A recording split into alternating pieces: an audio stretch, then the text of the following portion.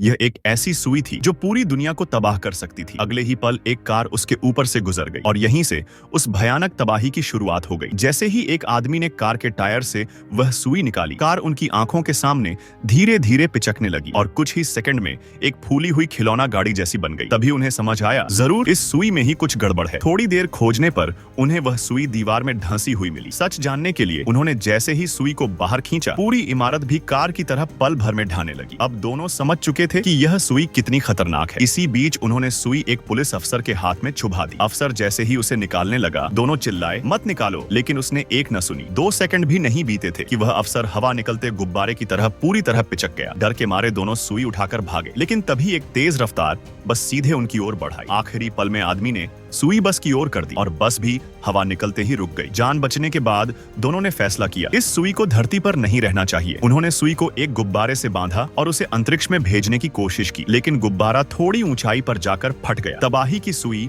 फिर जमीन में धंस गई। तभी उन्होंने देखा, वही पुलिस अफसर हवा भरने वाले पंप से खुद को फुला रहा था और दोनों को पकड़ने की धमकी दे रहा था। डर के मारे दोनों फिर भागने लगे, लेकिन अचानक चारों ओर से हवा निकलने की आवाज आने लगी। उन्होंने पीछे मुड़कर देखा, जमीन में एक बड़ा छेद था और पूरी दुनिया धीरे धीरे पिचक रही थी। अब दोनों समझ चुके थे, यह दुनिया बचने वाली नहीं। आखिर में दोनों एक दूसरे को कसकर गले लगाकर धरती के अंत का इंतजार करने लगे।